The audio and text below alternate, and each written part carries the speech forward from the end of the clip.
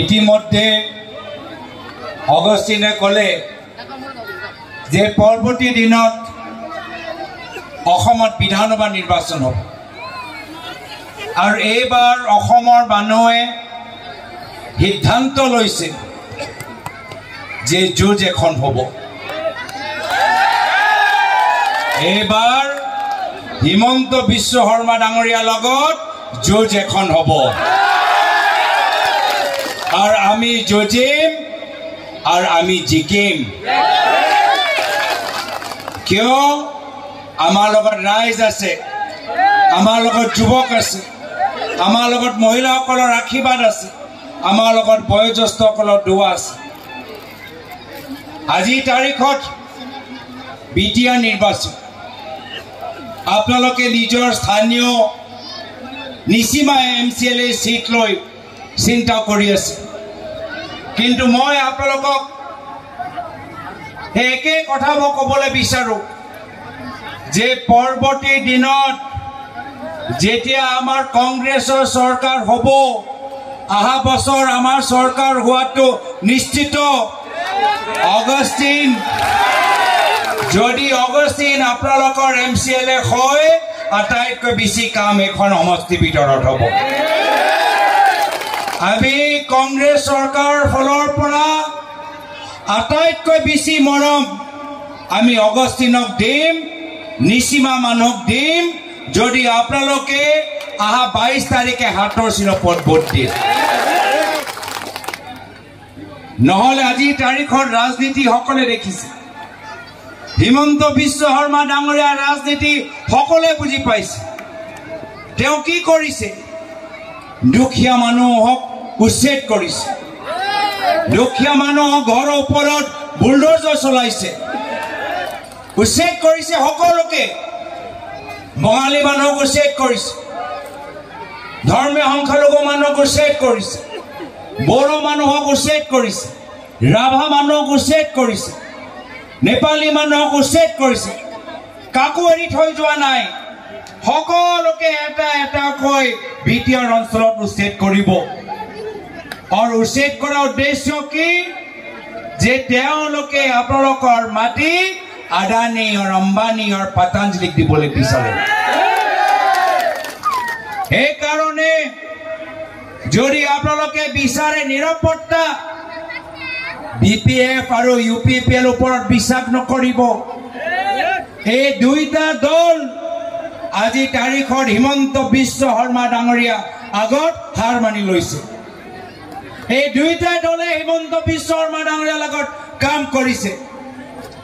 আগতে হাগ্ৰামা মহিলাৰী ডাঙৰীয়া হিমন্ত বিশ্ব শৰ্মা ডাঙৰীয়াৰ লগত কাম কৰিলে, আৰু যোৱা 5টা বছৰ প্ৰমোদ বড়ো ডাঙৰীয়া হিমন্ত বিশ্ব শৰ্মা ডাঙৰীয়াৰ লগত কাম কৰিলে।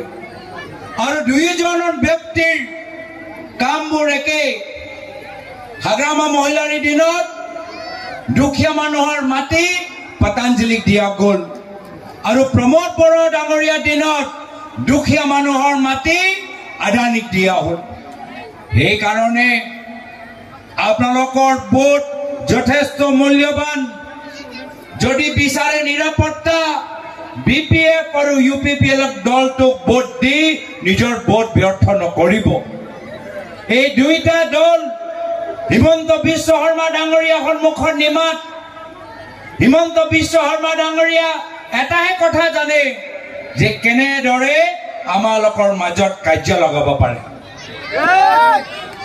যেনেকৈ মহাভাৰতত কৌৰৱৰ পাণ্ডৱৰ মাজত যুধিষ্ঠিৰ আৰু দুৰ্যোধনৰ মাজত শকুনি মামা সোমাই কাৰ্য লগালে, অসমৰ শকুনি মামা হৈছে হিমন্ত বিশ্ব শৰ্মা ডাঙৰীয়া। কেতিয়াবা উজনি নামনি নামত, কেতিয়াবা ব্ৰহ্মপুত্ৰ বৰাকৰ নামত, কেতিয়াবা ধৰ্মৰ নামত, কেতিয়াবা জনগোষ্ঠী জনজাতিৰ নামত মাত্ৰ সংঘাত লগাই আৰু নিজৰ পৰিবাৰক আৰু ধনী কৰে। আপোনালোকৰ এই অঞ্চলৰ ল'ৰা ছোৱালীক তেওঁলোকে কি কৈছে? যে পৰৱৰ্তী দিনত বিজেপিয়ে ল'ৰা ছোৱালীৰ হাতত বন্দুক দিব, বন্দুক দিবলৈ বিচাৰে, সংঘাত লগাবলৈ বিচাৰে, কাৰ্য লগাবলৈ বিচাৰে। কংগ্ৰেছে অসমত শান্তি আনিছিল, মনত ৰাখক। কংগ্ৰেছৰ যেতিয়া চৰকাৰ আছিল মুখ্যমন্ত্ৰী প্ৰয়াত তৰুণ গগৈদেৱ আছিল সেই সময়ত BLT NDAB লগত শান্তি চুক্তি কৰি অসমৰ ভিতৰত শান্তি আনিলে শান্তি স্বাৰ্থত প্ৰয়াত মুখ্যমন্ত্ৰী তৰুণ গগৈদেৱ যদিও 2011 চনত আমাৰ এটা শক্তিশালী চৰকাৰ আছিল তথাপিও সেই সময়ত যেটা বেলেগ কোনো দলৰ প্ৰয়োজন নাছিল চৰকাৰ আমি অকলে গঠন কৰিলো তথাপিও স্থানীয় বড়ো নেতৃত্বক সন্মান জনাই দুই গৰাকী বড়ো নেতৃত্বক নিজৰ কেবিনেটৰ ভিতৰত মন্ত্ৰী দিলে দুই গৰাকী নিজৰ মন্ত্ৰী সভাত মন্ত্ৰী পদ দিলে বিপিএ দলৰ লগত তেওঁলোকে একেলগে চৰকাৰ গঠন কৰিলে কিয় कि स्थानीय बड़ो नेतृत्व सम्मान दिबले विचारिছিল शांति स्वार्थ किंतु আজি तारीखत हिमंत बिश्व शर्मा डांगरिया केतेबा हाग्रामा महिलारी डांगरियाक व्यवहार करिब आगो आतरत राखि दिब आगो प्रमोद बड़ो डांगरियाक लब आगो तेओ उपरत विभिन्न हेसा दि तेओक आतराय राखे আজি এনেকুৱা এটা অৱস্থা বিজেপি দলৰ ভিতৰত কাকো সন্মান নকৰে অলপ দিন আগতে প্ৰধানমন্ত্ৰী মোদী ডাঙৰীয়া আহিছিল তাত অসমৰ প্ৰাক্তন মুখ্যমন্ত্ৰী সৰ্বানন্দ সোণোৱাল ডাঙৰীয়া এই মঞ্চত উপস্থিত আছিল বাৰম্বাৰে বিজেপি দল কয় যে আমি খিলঞ্জীয়া মানুহৰ চৰকাৰ যিমান বাৰ তেওঁলোকে ডাঙৰ চৰকাৰী মঞ্চ পাতিছে আয়োজন কৰিছে প্ৰাক্তন মুখ্যমন্ত্ৰী সৰ্বানন্দ সোণোৱাল ডাঙৰীয়া আটাইতকৈ বেছি অপমানিত কৰিছে प्राक्तन मुख्यमंत्री सर्बानंद सोनोवाल डांगरियाक माति खाली बहाई थय बक्तृता दिबले निदिए तो हे कारणे बड़ो नेतृत्वই হোক বা নিজৰ দলৰ ভিতৰত বিভিন্ন খিলঞ্জীয়া মানুহৰ নেতৃত্ব হোক হিমন্ত বিশ্ব শৰ্মা ডাঙৰীয়া কাকো সন্মান নকৰে এই কাৰণে নমাজৰ সময় মই বিশেষ আৰু দীঘল ক'বলৈ বিচৰা নাই মই পুনৰবাৰ আপোনালোকক কৈছো যে হিমন্ত বিশ্ব শৰ্মা ডাঙৰীয়াৰ নেতৃত্বৰ লগত মাত্ৰ কংগ্ৰেছ দলহে যুঁজিব পাৰিব আৰু মাত্ৰ কংগ্ৰেছ দল যুঁজি আছে আৰু মাত্ৰ কংগ্ৰেছ দল আগন্তুক দিনত জিকিব আমাৰ চৰকাৰ হোৱাটো নিশ্চিত আৰু আজি